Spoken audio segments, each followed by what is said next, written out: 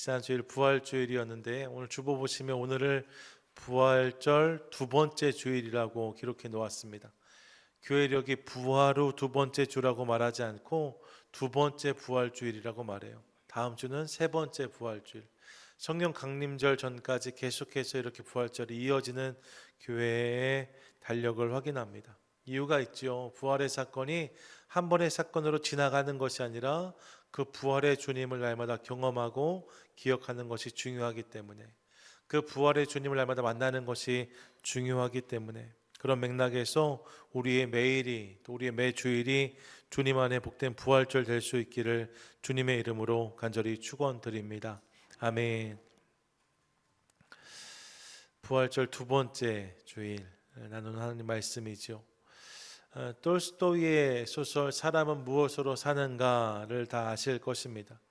그는 이 소설에서 소소한 일상을 살았던 촌부와 천사 미하일의 이야기를 들려주면서 사람이 무엇으로 사는가 가만 들여다봤더니 저들 안에 있는 사랑으로 살아간다는 이야기를 전합니다.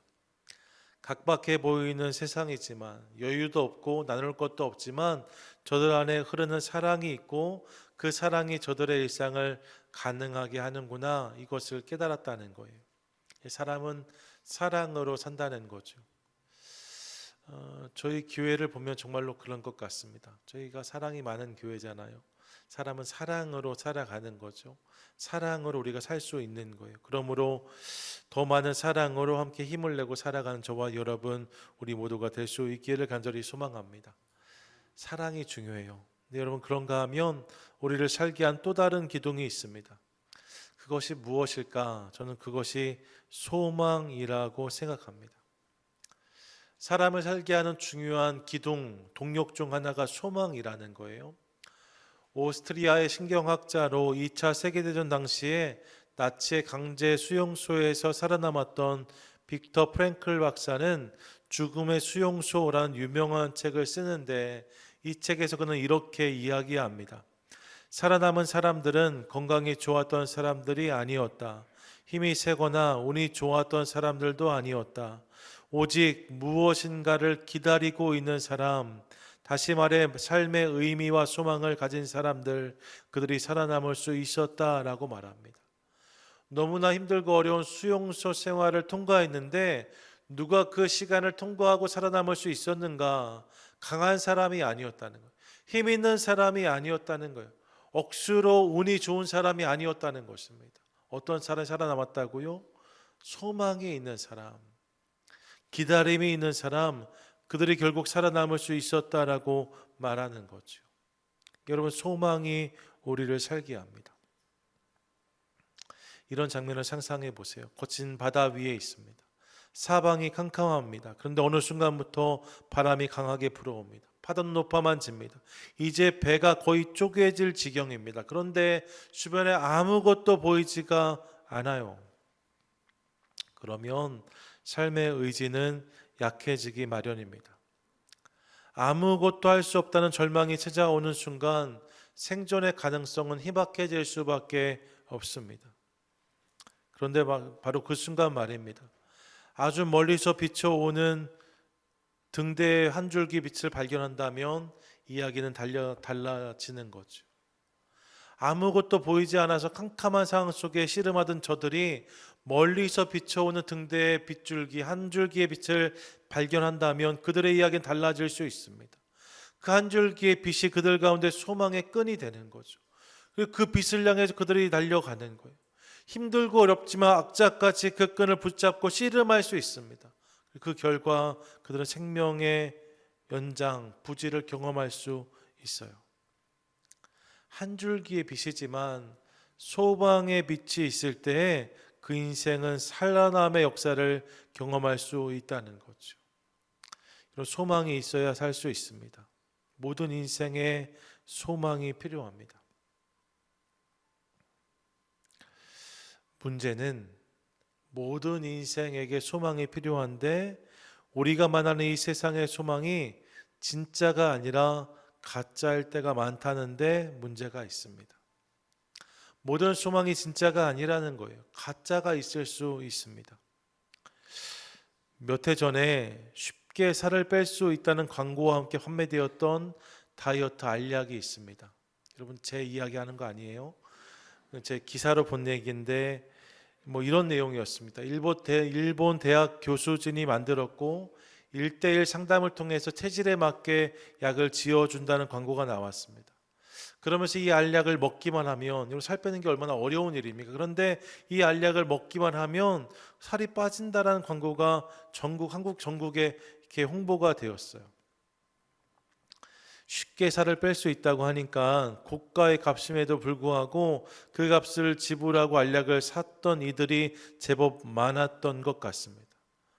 그럼 이 약을 먹으면 내 건강이 달라지지 않을까, 내 몸매가 달라지지 않을까, 살이 좀 빠지지 않을까, 그런 기대를 가지고 있었던 거죠.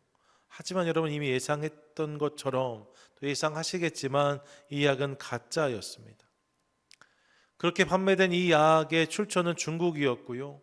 중국에서 판매되었던 일반 알사탕을 다이어트 약이라고 속여서 팔았던 거였어요. 당연히 효과는 없었고 피해만 수백 명, 피해액만 수억에 달했다는 기사를 본 적이 있습니다. 무언가 될 것처럼 말했지만 그렇게 되지 않았다는 거예요. 2023년에 세간의 관심을 집중시켰던 재판이 있었습니다. 들어본 적이 있으실 거예요. 캘리포니아 연방법원에서 진행된 엘리자베스 홈즈에 대한 재판이었습니다. 엘리자베스 홈즈, 그는 테라노스라는 기업의 창업주였어요. 그녀가 무엇을 이야기했는가? 혈액 한두 방울만 있으면 우리가 걸릴 수 있는 수백 가지의 병을 진단할 수 있다, 그런 기술을 개발했다라고 발표했습니다. 이런 건강검진 한번 받는 게 얼마나 어려운 일입니까? 그런데 피 한두 방울만 있으면 최소한 250가지 이상의 질병을 미리 발견할 수 있고 가능성이 확인되면 미리 고칠 수 있다고까지 발표를 하니까 정말로 혁신적인 소식이 아닐 수가 없었습니다. 많은 이들이 바이오 사업의 새로운 희망이라고 평가했어요. 그래서 미국에서, 전 세계에서 많은 사람들이 이 사업에 투자를 했습니다. 얼마나 투자가 되었는가? 단기간에 10억 달러의 투자금을 모았어요. 10억 달러, 별로 안 놀라시잖아요. 그만큼 다 있으시니까. 네, 10억 달러, 어마어마한 돈입니다. 하지만 이후에 조사를 통해 이 모두가 사기임이 드러났어요. 그렇게 되어지지 않는 거죠. 그런데 거짓말을 한 거예요. 한때 스티브 잡스, 여자 스티브 잡스라 불렸던 엘리자베스 홈즈, 그래서 그녀는 희대의 사기꾼으로 전락할 수밖에 없었고 지금 어느 형무소에 갇혀 있다는 이야기를 듣습니다. 그런 일들이 있는 거죠. 소망을 말해요. 생명이 연장될 수 있을 것처럼, 건강이 좋아질 수 있을 것처럼, 형편이 나아질 수 있을 것처럼 말합니다. 하지만 가짜일 때가 많아요. 요즘 한국에선 희망 고문이라는 말도 많이 합니다. 들어보셨지요? 희망 고문 무슨 뜻입니까? 실현 가능성이 극히 희박함에도 불구하고 마치 그렇게 될 것처럼, 그 일이 보장된 것처럼 속여서 그 희망을 붙잡는 이들을 이용하는 것, 이걸 희망 고문이라고 말합니다. 불가능해요. 그렇게 되지 않을 건데 마치 될 수 있는 것처럼 속여서 가짜 희망, 가짜 소망을 팔아서 저들의 삶을 농락하고 이용하는 모습을 희망 고문이라고 말합니다. 여러분, 이런 가짜 소망이 세상에 얼마나 많은지 모릅니다. 모든 사람이 내가 이 세상의 호프다라고 말하지만 그렇지 못한 것을 경험한 시대를 살고 있습니다. 정말로 그래요. 세상에 진짜 소망이 없습니다. 잠깐 우리를 기대하게 하고 잠깐 자신이 희망인 것처럼, 소망인 것처럼 행세하는 사람들은 얼마든지 있을 수 있지만 결국 그것이 다 가짜이고 거짓인 것을 끊임없이 경험하고 있습니다. 실체가 없어요. 효과가 없습니다. 능력도 없습니다. 결론도 없습니다. 스스로 희망이라 말했지만, 스스로 소망이라 주장했지만 실체는 허상인 경우가 너무나 많다는 거예요.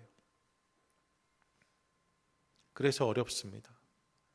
인생의 소망이 너무나 필요한데, 인생의 소망이 있다는 것은 너무나 중요한 일인데 진짜 소망을 만날 수가 없기 때문에, 세상이 보여주고 들려주는 소망은 가짜이고 거짓일 때가 너무나 많기 때문에 그래서 어려운 거죠. 진정한 소망, 진정한 희망을 어디서 만날 수 있을까 이런 생각을 하게 되어집니다. 진짜 소망이 나에게 필요한데 어디에서 이 소망을 만날 수 있을까요? 그런데 이런 질문하는 우리 가운데 오늘 본문은 진짜 소망의 이야기를 들려줍니다. 오늘 본문인 거죠. 본문의 배경을 보세요. 베드로 전서입니다. 베드로 전서 누가 썼어요? 누가 썼어요? 베드로가 쓴 편지입니다. 사도 베드로가 기록한 편지라고 알려져 있어요. 베드로가 기록한 편지가 베드로 전후서, 그리고 혹자는 베드로의 제자가 마가였거든요. 그래서 마가복음을 베드로 복음이라고도 말해요. 베드로가 마가에게 들려줘서 기록된 복음서이기 때문에. 어쨌든 베드로가 쓴 중요한 편지 중 하나가 베드로 전서인데 그 1절에서 베드로는 이렇게 고백하고 있습니다. 1절 함께 읽겠습니다. 시작. 예수 그리스도의 사도 베드로는 본도, 갈라디아, 갑바도기아, 아시아와 비두니아에 흩어진 나그네. 여러분, 이 편지의 수신자를 좀 소개하고 있는 건데 뭐라고 말합니까? 나 사도 베드로는 본도, 갈라디아, 갑바도기아, 소아시아, 비두니아에 흩어져 있는 나그네에게 이 편지를 쓰고 있다라고 말합니다. 수신자가 누구예요? 흩어진 나그네랍니다. 이런 나그네가 누구입니까? 낯선 인생을 사는 사람들입니다. 안정되지 않은 일상을 경험할 수밖에 없는 사람들입니다. 당시의 믿음의 공동체가 그랬다는 거예요. 이 편지가 쓰여질 때에 그리스도인들이 경험한 현실이 그와 같은 것이었습니다. 그 당시 로마의 황제는 네로였어요. 네로 황제 유명하잖아요. 그리스도인들에 대한 지독한 핍박과 박해가 막 시작될 즈음이었습니다. 믿음이 있다는 이유만으로, 그리스도를 믿는다는 이유만으로 삶의 터전을 잃고 이주한 사람들이 너무나 많았습니다. 혹 거처를 옮기지 않았다 손치더라도 그 주류 사회 속에서 배척당하고 조롱당하며 주변으로 밀려나가 살 수밖에 없는 그리스도인들이 상당수였습니다. 실제로 베드로전서 1장을 보시면 시험이란 단어가 6번, 연단이란 단어가 7번, 고난이란 단어가 11번 등장합니다. 여러분, 그들의 상황이 정말로 어려웠음을 짐작할 수 있는 대목입니다. 너무나 어려운 현실 가운데, 너무나 힘든 상황 가운데 서 있는 사람들, 베드로전서의 독자, 수신자들입니다. 무언가 현실을 넘어서는 힘이 필요했던 사람들이에요. 위로와 격려가 간절했던 사람들, 그들이라고 할 수 있습니다. 그래서였을까요? 베드로는 그런 그들에게 편지하면서 그 첫 자리에서 이렇게 고백하는데 3절 같이 한번 읽겠습니다. 시작. 우리 주 예수 그리스도의 아버지 하나님을 찬송하리로다. 그의 많으신 긍휼대로 예수 그리스도를 죽은 자 가운데서 부활하게 하심으로 말미암아 우리를 거듭나게 하사 산 소망이 있게 하시며. 아멘. 지금 베드로가 그들 가운데 무엇을 전하고 있는가? 소망을 전하고 있습니다. 핍박과 환난을 겪고 있는 그리스도인들을 격려하면서 베드로는 소망을 말하고 있어요. 이 소망의 내용이 무엇인가? 이어지는 4절 이하의 내용인데 4절을 보시면 이 소망은 썩지 않고 더럽혀지지 않고 쇠하지 않는 것으로 하나님 나라에 간직된 영원한 유산이라고 그는 이야기합니다. 믿는 자들에게 약속된 하늘의 유업이 있다라고 말하는 거예요. 그것이 우리의 소망이다라고 말하는 거죠. 5절을 보시면 또 이 소망을 믿는 믿음 안에서 마지막 시간을 만날 때까지, 말세에 나타나기까지 하나님의 능력으로 보호하심을 경험할 수 있다라고 말합니다. 아직은 아니지만 그때까지 주님이 너희를 지켜주실 것이다라고 말하고 있어요. 6절을 보십시오. 6절에서는 믿는 자의 삶에도 피할 수 없는 고난, 잠깐의 근심이 있을 수 있지만 이 소망을 통해 오히려 크게 기뻐할 수 있다라고 선포합니다. 믿는 자의 삶에도 시험이 찾아올 수 있대요. 잠깐의 근심을 만날 수도 있답니다. 하지만 결국 우리는 크게 기뻐할 것이다 라고 선포해요. 결국 우리는 영원히 기뻐할 수 있다라고 그는 외치고 있습니다. 7절을 보세요. 이 소망에 대한 믿음이 확신할 때, 그리스도께서 다시 오실 때 그분의 칭찬, 그분의 영광, 그분의 존귀에 참여할 수 있다라고 그는 선포합니다. 끝으로 8절과 9절을 보시면 이 소망에 대한 믿음을 통해 결국에는 무엇을 경험할 수 있는가? 9절 보십시오. 믿음의 결국 곧 영혼의 구원을 받음이라 라고 말합니다. 결국 영혼의 구원을 경험할 수 있다라고, 우리의 영혼이 구원받게 될 것이다라고 외치고 있습니다. 믿는 자의 삶에 이런 소망이 주어져 있고 이런 은혜를 경험할 수 있다라고 베드로가 전하고 있는 거예요. 환난과 핍박 가운데, 어려움 가운데 있는 그들 가운데 이 하나님의 약속들을 전하면서 이것이 우리의 소망입니다, 이것이 우리의 능력입니다, 지금 말하고 있는 베드로의 고백을 듣는 거죠. 예, 저는 우리 모두도 이 소망의 주인공 될 수 있기를 간절히 소망합니다. 하나님께서 우리 가운데 허락하신 소망과 약속들 하나하나가 믿어지고 발견되는 것을 통하여서 오늘의 문제를 넘어서 그분의 힘과 능력으로 일어서고 살아가는 저와 여러분, 우리 모두가 되시기를 축복합니다. 아멘. 이런 소망을 선포하고 있어요. 그런데 여러분 잘 생각해 보시면 지금 베드로가 전하는 소망 말입니다. 분명히 위로가 되고 격려가 됩니다. 소망이 맞아요. 그런데 이 소망은, 그가 외치는 소망은 아직의 시간에 담겨 있는 소망입니다. 이미 경험된 것이 아니에요. 지금 경험하고 있는 것이 아닙니다. 본문 4절부터 9절까지 본문의 모든 시제를 보세요. 시점을 보십시오. 하나님 나라에 갔을 때를 말합니다. 마지막 때 말세를 만났을 때를 이야기합니다. 여러 시험이 지나갔을 때를 이야기하고 연단의 시간이 끝났을 때, 그때가 됐을 때 비로소 확인할 수 있는 것들을 언급하고 있어요. 그러니까 아직은 아닌 거예요. 현재는 아닌 거예요. 분명히 이 말이 듣기에는 큰 감격과 위로가 될 수 있지만 여전히 그들의 현실은 그렇지 않았다는 거죠. 그런 사실을 생각해 볼 때 마음 한켠에 질문이 올라옵니다. 이 소망은 정말로 확신할 수 있는 것인가? 지금 베드로가 전하고 있는 소망들 말입니다. 그가 지금 선포하는 약속들 말입니다. 분명히 귀한 것은 맞지만 정말로 이것을 확신할 수 있을까? 가짜 소망과 거짓 소망이 난무하는 세상 속에서 이 이야기가 진짜란 사실을 어떻게 알 수 있을까? 여러분 그렇지 않습니까? 어떤 분들은 저에게 믿음이 없다 하실지 모르겠어요. 하지만 여러분, 아직 이 일이 벌어지지 않았다는 측면에선 여타의 격려와 다르지 않습니다. 결국 다 잘 될 거야. 결국 모든 것이 잘 될 거야. 결국 승리할 거야. 하나님이 너희를 위로하실 거야. 보호하실 거야. 얼마든지 그런 말 할 수 있잖아요. 지금 위기 가운데 있는 그리스도인들에게 베드로가 편지하고 있는데 말입니다. 이 외침이 진짜인 것을 어떻게 알 수 있었을까? 이 생각을 해보는 거예요. 사실 이 베드로전서가 쓰여질 당시는 더욱 그랬거든요. 소망이 선포되고 있고 그 소망을 듣고 있지만 저들이 맞닥뜨리고 있는 현실은 너무나 가혹했습니다. 로마의 네로 황제는 하루가 멀다 하고 예수 믿는 사람들을 잡아갔어요. 그리스도인들을 끌어다가 맹수의 밥으로 내어줬습니다. 온몸에 기름을 발라서 로마 거리에 가로등으로 저들을 불태웠습니다. 로마의 대화제 당시에는 이 일의 배후에 그리스도인들이 있다는 유언비어를 터뜨려서 민중의 분노가 그리스도인들을 향하게 했고, 이로 말미암아 감당할 수 없는 핍박과 박해를 저들이 경험해야만 했습니다.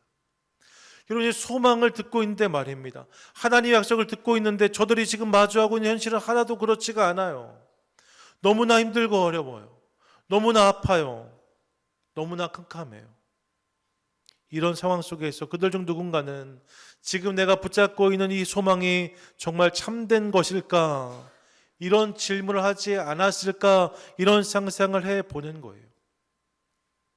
지금 4절부터 9절까지의 말씀이 다 격려가 되고 위로가 되는 말씀 맞고 은혜로운 말씀도 맞는데 이 말씀이 정말인가? 누군가는 의심하지 않았을까? 그런 질문을 할 수 있지 않았을까? 이런 상상을 해 본다는 거죠.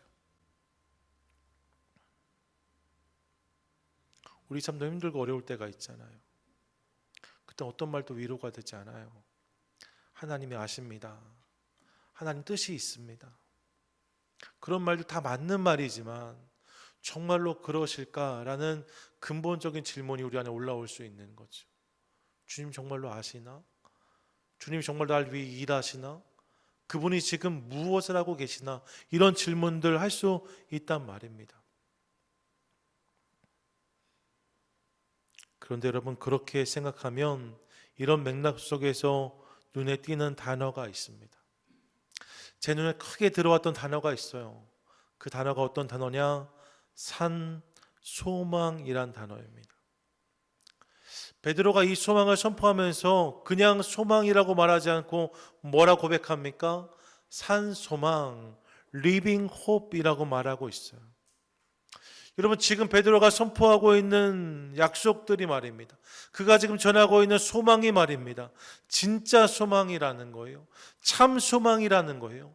지금 당장 고난을 면피하려는 맞추제가 아니라 이 소망이 살아있어서 내 삶의 능력이 되고 역사가 되는 정말 참된 소망이다라고 베드로가 외치고 있는 거죠.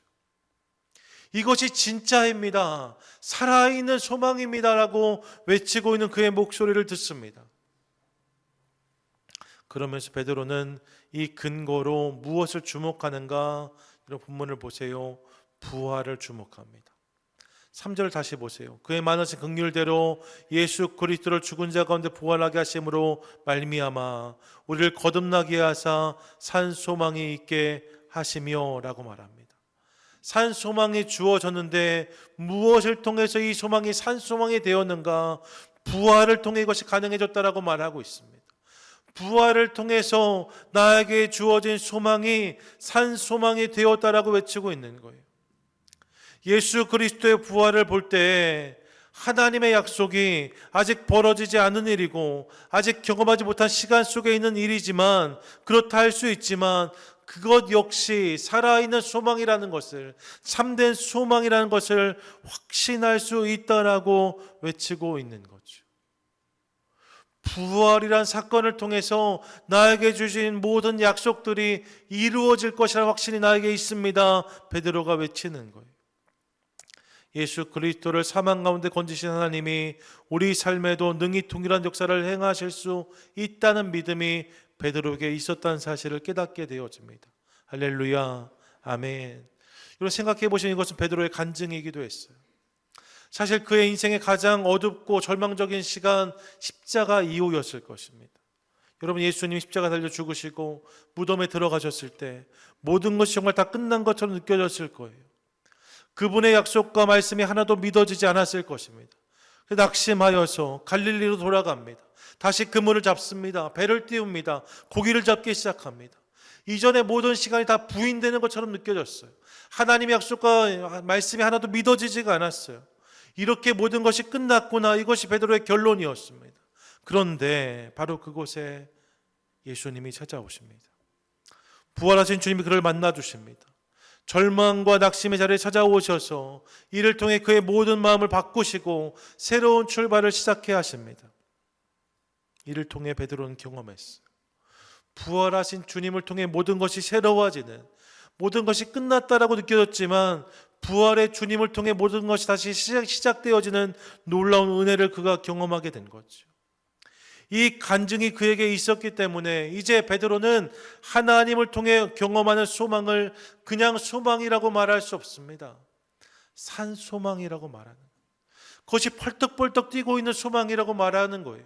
그냥 문자로 남아있는, 귀로 들려지는 소망이 아니라 진짜 소망이라고, 진짜 그렇게 될 약속이라고 외치고 있는 그의 외침을 듣게 되는 거죠. 예, 여러분, 부활이 믿어지면 하나님의 약속들 우리 가운데 산 소망이 되는 것을 믿으시기 바랍니다. 믿으시기 바랍니다. 아멘. 여러분, 그분이 부활하셨다, 이것이 믿어지면 그분이 나에게 하신 모든 약속들은 이루어질 약속이라고 우리가 확신할 수 있어요. 왜요? 죽음에서 예수님을 살리신 주님이 그 약속의 주인공이시기 때문입니다. 여러분, 죽음에서 예수 그리스도 살리신 하나님이시라면 그분이 못하실 일이 무엇이 있겠습니까? 우리 삶 가운데 주신 약속과 소망들, 그 모든 것도 결국 이루어 주실 줄 믿습니다. 막연한 격려나 위로의 말씀이 아닌 거예요. 영원의 시간 속에 계신 하나님께서 내 삶에 주신 확실한 약속이고 소망인 거죠. 그냥 잠깐 위로하려고, 그냥 잠깐 격려하려고 하시는 말씀이 아니에요. 여러분, 그 소망의 주인이 하나님이시기 때문에 주님이 우리 삶 가운데, 우리 가정에, 우리 사업과 직장에, 우리 인생에 주신 모든 소망은 산 소망인 줄로 믿습니다. 그러므로 부활을 기억함으로 이 모든 약속과 소망을 살아있는 것으로 붙잡으라 말씀하고 있는 거예요. 인생을 살면서 소망이 희미해지고 상황이 깜깜하고 앞이 보이지 않을 때가 있을 수 있지만, 그럼에도 불구하고 죽은 권세를 이기시고 부활하신 예수 그리스도를 바라볼 때, 그 일을 주관하시고 이루신 하나님을 깨달을 때 내 삶 가운데도 그렇게 행하실 주님을 기대할 수 있게 되어진다는 거죠. 그 주님이 믿어지고 깨달아지기 시작하면 내 삶에 허락된 모든 소망은 살아있는 소망이 된다는 거예요. 믿으십니까? 아멘. 그러므로 사랑하는 여러분, 부활의 주님을 확신함으로 오늘 내 삶에 주어진 모든 약속과 소망을 살아있는 것으로 붙잡고 그 믿음으로 승리하는 저와 여러분, 우리 모두가 되시기를 축복합니다. 아멘. 빌 가이더라는 사람이 있습니다. 1970년대 초 그는 심각한 우울감에 사로잡혔습니다. 몇 가지 문제가 있었어요. 개인적으로는 갑자기 찾아온 병이 있었는데 낫지 않아요. 오랜 투병 생활을 하면서 힘든 시간을 지속하고 있었습니다. 신앙적으로는 많은 젊은이들이 그 당시에 신은 죽었다, 하나님은 죽었다라고 말하면 교회를 떠나고 있었거든요. 그런 현실을 바라볼 때 암담한 마음을 그칠 수가 없었어요. 사회적으로도 혼란했습니다. 해외에선 베트남 전쟁이 이어지고 있었어요. 수많은 젊은이들이 전장에 나가서 목숨을 잃고 있는데 이 전쟁을 왜 하고 있는가 누구도 답을 주지 않아요. 국내에선 인종차별 문제를 통하여서 갈등이 심각하게 부각되었습니다. 흑백이 서로 싸우는 것, 인종차별로 말미암아 심각한 갈등이 지속되고 있었습니다. 무엇 하나 시원하지가 않아요. 무엇 하나 기쁘지가 않아요. 매우 어둡고 혼란한 시대를 나고 있었습니다. 근데 이 빌 가이더의 아내가 어느 날 와서 둘째의 임신 소식을 전해요. 여보, 아이가 생긴 것 같아요. 이게 둘째인 거지요. 이 소식을 들었는데 빌 가이더가 하나도 기쁘지가 않은 거예요. 왜요? 세상이 너무 어려웠거든요. 이런 시대 속에, 이런 세상 속에 아이가 태어나는 것이 과연 축복이라 할 수 있을까? 근본적인 회의가 찾아옵니다. 이 아이가 태어나 살아갈 세상이 너무나 암담한데, 지금 현실을 바라보면 너무나 어려운데, 이런 세상에 태어나 산다는 것이 이 아이에게 정말로 축복일까? 우리 가정의 기쁜 소식일까? 확신이 들지 않아요. 자꾸 회의가 찾아오는 거예요. 마음이 점점 우울해져요. 그런데 말씀을 묵상하던 중에 자꾸만 그의 시선이 예수님의 십자가와 부활에 끌리기 시작합니다. 예수님의 십자가와 부활이 점점 더 크게 느껴지기 시작했어요. 어둠과 저주의 권세를 끊고 결국 부활하신 예수님, 그분이 점점 더 크게 느껴지기 시작했습니다. 그러면서 그 부활의 주님을 바라보기 시작하니까 답답한 현실 속에서도 우리가 소망을 가질 수 있구나, 우리가 희망을 품을 수 있구나, 결국 그분이 하실 수 있는 일들이 있구나, 이것이 믿어지기 시작했습니다. 그래서 이 감격으로 쓴 찬양의 시가 있습니다. 그 시의 제목이 바로 이것입니다. Because He lives. 이 찬양의 후렴은 거듭 이렇게 고백합니다. 살아계신 주, 나의 참된 소망, 걱정 근심 전혀 없네. 사랑의 주, 내 갈 길 인도하니 내 모든 삶의 기쁨 늘 충만하네. 그리고 상황이 좋을 때 쓴 찬양이 아닙니다. 환경이 좋을 때 쓴 찬양이 아닙니다. 모든 것이 평화할 때 쓴 찬양이 아니랍니다. 모든 것이 힘들고 어려운 상황이었어요. 캄캄했습니다. 어두웠답니다. 그런데 부활하신 주님이 믿어지니까, 그의 삶 가운데 이런 고백이 터져 나오기 시작하는 거예요. 살아계신 주, 그분이 나의 참된 소망입니다. 그분이 나의 산 소망이십니다. 그것 때문에 내가 이제 걱정하지 않겠습니다. 근심하지 않겠습니다. 내 모든 삶에 기쁨이 충만할 줄로 믿습니다. 사랑하는 여러분, 저는 오늘 아침 이 고백이 우리 모두의 고백이 될 수 있기를 간절히 소망합니다. 힘들고 어려울 수 있지만 여러분, 우리 예수님이 부활하셨습니다. 그 부활의 주를 믿기에 이제 동일하게 내 삶 가운데 일어날 일들을 기대하는 우리 되도록 하겠습니다. 내 힘과 능력으로 풀리지 않을 수 있어요. 내 생각과 지혜로 답을 찾지 못할 수도 있습니다. 하지만 여러분 기억하십시오. 주님은 부활하셨고 그 주님이 오늘 내 삶 가운데 여전히 역사하고 계십니다. 그러므로 그분을 믿는 믿음을 우리 삶 가운데 부여잡고 그분을 내 삶 가운데 한 소망 삼는 것을 통하여서 상황 환경을 넘어서 주님으로 말미암아 찬양하고 기뻐하며 주님을 소망하는 복된 인생을 살아가는 저와 여러분 우리 모두가 되시기를 주님의 이름으로 간절히 축원드립니다. 아멘.